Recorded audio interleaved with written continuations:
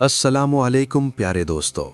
ये वीडियो उन ख़ास तालीमात की झलक है जिनसे हमें हमारे पीरो मुर्शिद हज़रत बाबा शाह महमूद यूसुफ़ी रहमतुल्लाह अलैह ने बरसों तक फैज़ याब फरमाया।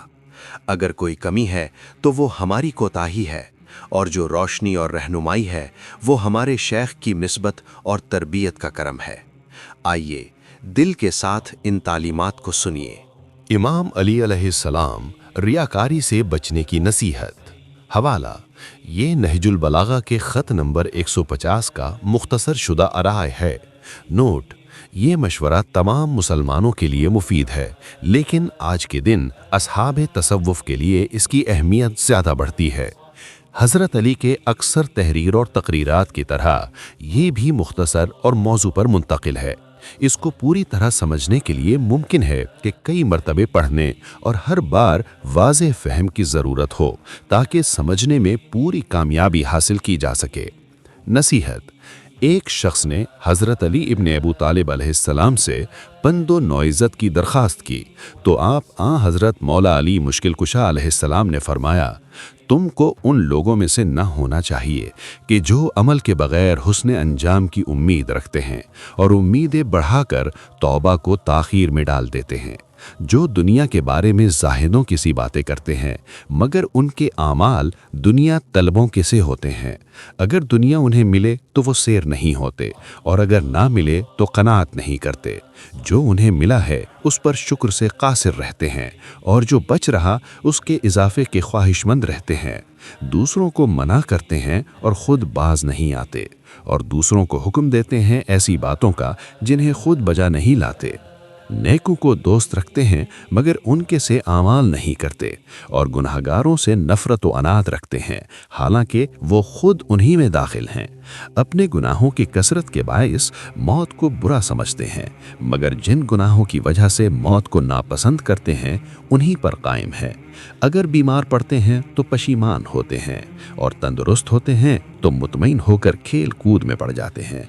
जब बीमारी से छुटकारा पाते हैं तो इतराने लगते हैं, और मुब्तला होते हैं तो उन पर मायूसी छा जाती है। जब किसी सख्ती व इब्तला में पड़ते हैं तो लाचार व बेबस होकर दुआएं मांगते हैं, और जब फराख दस्ती नसीब होती है तो फरेब में मुब्तला होकर मुंह फेर लेते हैं। उनका नफ्स ख्याली बातों पर उन्हें काबू में ले आता है, और वो यकीनी बातों पर उसे नहीं दबा लेते। दूसरों के लिए उनके गुनाह से ज़्यादा ख़तरा महसूस करते हैं, और अपने लिए अपने अमाल से ज़्यादा जज़ा के मुतवक्के रहते हैं। अगर मालदार हो जाते हैं तो इतराने लगते हैं और फितना व गुमराही में पड़ जाते हैं, और अगर फ़कीर हो जाते हैं तो नाउम्मीद हो जाते हैं और सुस्ती करने लगते हैं। जब अमल करते हैं तो उसमें सुस्ती करने लगते हैं, और जब मांगने पर आते हैं तो इसरार में हद से बढ़ जाते हैं। अगर उन पर ख्वाहिश नफसानी का गलबा होता है तो गुनाह जल्द से जल्द करते हैं और तौबा को तावीक़ में डालते रहते हैं। अगर कोई मुसीबत लाहिक होती है तो जमात इस्लामी के खुसूसी इम्तियाज़ात से अलग हो जाते हैं। इबरत के वाक़यात बयान करते हैं मगर ख़ुद इबरत हासिल नहीं करते, और वाज़ व नसीहत में ज़ोर बांधते हैं मगर ख़ुद इस नसीहत का असर नहीं लेते। चुनाचे वो बात करने में तो ऊँचे रहते हैं, अमल में कम ही कम रहते हैं। फ़ानी चीज़ों में नफसी नफसी करते हैं, और बाकी रहने वाली चीज़ों में सहल अंगारी से काम लेते हैं। वो नफ़े को नुकसान और नुकसान को नफ़ा ख्याल करते हैं। मौत से डरते हैं मगर फुर्सत का मौका निकल जाने से पहले आमाल में जल्दी नहीं करते।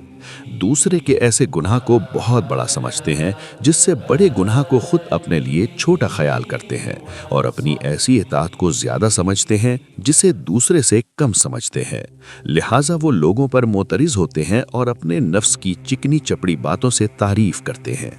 दौलतमंदों के साथ तरब व नशात में मशगूल रहना उन्हें गरीबों के साथ महफिल ज़िक्र में शिरकत से ज़्यादा पसंद है।